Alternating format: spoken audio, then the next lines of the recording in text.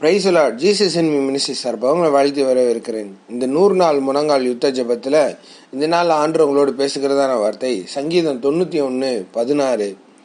நீடித்த நாட்களால் அவனை திருப்தியாக்கி என் ரட்சிப்பை அவனுக்கு காண்பிப்பேன். எனக்கு பிரியமான தேவச்சனமே, ஆண்டவருக்கு ஒரு பழக்கம் உண்டு. ஒரு விஷயம் அவர் கொடுத்தார் அப்படின்னு சொன்னால் அது நீடித்த நாட்களாய் நம்மளை திருப்தி ஆக்கிறதா இருக்கும். ஆமென். அடுத்த இந்த காரியங்களை குறித்து நம்ம யோசித்து பார்க்கும்போது பிரமிப்பாகவும் வியப்பாகவும் இருக்கிற மாதிரியான காரியங்களை தேவன் நம்மளோட வாழ்க்கையில் செய்வார். இன்று கண்ட சின்ன சின்ன சோர்வுகளை கண்டு நீங்கள் சோர்ந்து போகாதீங்க. ஜெபிக்கிறதுக்கு பதில் இல்லை அப்படின்னு சொல்லிட்டு அநேகர் சோர்ந்து போயிருக்கிறீங்க. இந்த காலை வேளையில் ஆவியானவர் உங்களை பார்த்து சொல்லுகிறதான வார்த்தை அதுதான். சாதாரண காரியங்களுக்காண்டி உங்களை காத்திருக்க வைக்கல, உங்களுக்கு கொடுக்கறது பெஸ்டான காரியங்களாக இருக்குது. ரொம்ப நாட்களாக ஜெபம் பண்ணிட்டு இருக்கீங்களா? நீங்கள் நீடித்த நாட்களாய் திருப்தியாய் வாழ நீங்கள் அந்த காரியங்களை பெற்றுக்கொள்ளத்தக்கதாய் தேவ ஆவியானவர் உங்களுக்கு பெஸ்டான காரியங்களை ஆயத்தப்படுத்தி வைத்திருக்கிறார். அதற்காக தான் உங்களை இவ்வளோ நாள் காத்திருக்க வைக்கிறாரு. குழந்தைக்காண்டி காத்திருக்கீங்களா? பெஸ்டான குழந்தையா இருக்கும். எல்லாரும் கண்டு இது வரைக்கும் உங்க வம்சத்திலேயே அப்படி ஞானமான பிள்ளைய பார்த்துருக்கவே மாட்டாங்க. அப்படி ஒரு நல்ல குழந்தைய கர்த்தர் உங்களுக்கு கொடுக்க போறாரு. நல்ல அழகுலையும் நல்ல குணத்திலையும் நல்ல ஒரு படிப்புலையும் நல்ல ஞானமாய் விளங்கத்தக்கதாய் எதை செய்தாலும் பாராட்டு பெற்றுக்கொள்ளத்தக்கதா உலகம் பார்த்து வியக்கத்தக்கதான குழந்தைய கர்த்தர் தருவார். அதேமாரி உங்களோட வேலை ஸ்தலங்களில் வேலை ரொம்ப லேட்டாக அமையுதா, நீங்கள் தான் அந்த வேலையை முடிக்கணும்னு சொல்லி கர்த்தர் உங்களுக்குன்னு சில வேலைகளை ஆயத்தப்படுத்தி வச்சிருக்கிறாரு. யார் என்ன சொன்னாலும் சரி, காத்திருக்கீங்களா? கவலைப்படாதீங்க. ஆவியானவர் நிச்சயம் உங்களை கொண்டு போய் உங்களுக்கு நியமிக்கப்பட்ட வேலையில கொண்டு போய் வைப்பார். நேர்த்தியாய் உங்களை நடத்துகிற தேவன், திருப்தியாக்கி நடத்துகிற ஆவியானவர் உங்களுக்காண்டி திருப்தியான காரியங்களையும் நேர்த்தியான காரியங்களையும் வைத்திருக்கிறார். ஆமென். நீங்க ஜெபிக்கிற ஜெபம் ஒரு நாள் வீண் போகாது. இது வரைக்கும் உங்களுக்கு செய்த நன்மைகளுக்காக நன்றி செலுத்துங்க. ஆண்டவருக்கு நன்றி செலுத்துங்க. அவர் தம்முடைய ரட்சிப்பை எப்படி காண்பிப்பாருன்னு சொன்னா, உங்களுக்கு கொடுக்குற காரியம் உங்க இருதயம் சந்தோஷப்பட்டு பூரிக்கும். அப்படிப்பட்ட காரியங்களை அவர் உங்களுக்கு செய்வார். ஆமென். நீங்க நினைச்சுக்கிட்டு இருக்கலாம், இப்படி நடக்கணும், இப்படி செய்யணும், நீங்க பிளான் பண்ணி வச்சிருப்பீங்க. ஆனா நீங்க ஒண்ணுமே செய்யாம நீங்க ஸ்தோத்திரம் மட்டும் நன்றி மட்டும் செலுத்துற மாதிரியான காரியங்களை கர்த்தர் கொண்டு சேர்ப்பார். சில காரியங்கள் நீங்க சின்ன சின்ன காரியங்கள் நீங்க செய்யற மாதிரி இருக்கும்.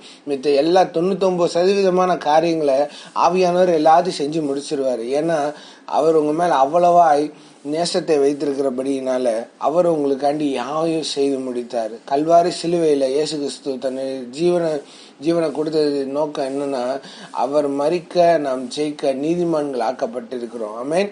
நம்ம நீதிமான்கள் அல்ல, ஆனா நம்ம செய்த தவறுகளுக்கு தான் இவ்வளவு காரியங்கள் சொல்லி சில பேர் நம்மளை குற்றப்படுத்தலாம். ஆனா அந்த குற்றப்படுத்துதலை தேவன் பார்க்கல. மறுபடியும் அந்த பாவத்தை செய்யாது, அவ்வளவுதான். நீங்க இந்த காலை வேளையில ஆவியானவர் உங்களுக்கு உணர்த்துகிற சில காரியங்களை நீங்க விட்டு விலகுனீங்கன்னு சொன்னீங்கன்னா உங்களுக்கு உண்டான நன்மையை ஆவியானவர் உங்ககிட்ட கொண்டு சேர்ப்பார். உங்களை கூட்டு போய் அந்த நன்மையை சுதந்திரிக்கும்படியாக ஆவியானவர் செய்வார். ஆமென். என்னோட கூட சேர்ந்து எத்தனை பேர் ஜெபிக்க போறீங்க? அன்பின் பரலோக தகப்பனே, இந்த நல்ல வேலைக்கு நன்றி செலுத்துகிறோம்ப்பா. ஆவியானவரே, நீ நீடித்த நாட்களை எங்களை திருப்தியாக்கி ரட்சிப்பை காண்பிப்பேன்னு சொல்லியிருக்கிறீங்களா ஆண்டவரே. இந்த நாள் எங்களை ரட்சிக்கும் பொருட்டாக ஆவியானவர் தாமே எங்களுக்கு இருதயங்களை உணர்த்துகிற, எங்களோட சிந்தைகளை உணர்த்துகிற ஆண்டவரே, ஒரு விஷுவலைஸ்டாக எங்களுக்கு காண்பிக்கிற காரியங்களை ஆண்டவரே அதை நாங்கள் விட்டு விலக, அதை நாங்கள் நிதானத்தோடு பார்க்க, ஆவிக்குள்ளான சூழ்நிலையை நிதானித்து அறிகிறான்னு சொன்ன வார்த்தையின்படி நாங்கள் நிதானித்து பார்த்து அதை ஆண்டவரே சுதந்திரத்து கொள்ள கத்த கிருபை செய்யுங்கப்பா.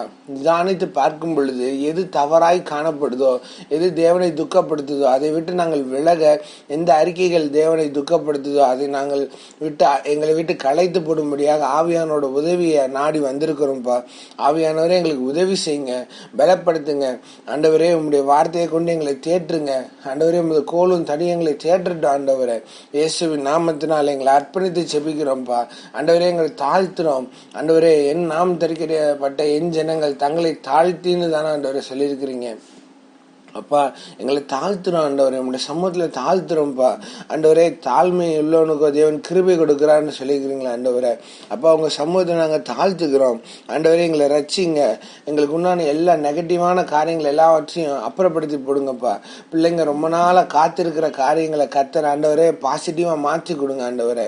ஆண்டவரே காத்திருப்பின் நாட்களில் பலனாய் நிற்க கர்த்தர் கிருபை செய்வீராக ஆண்டவரே.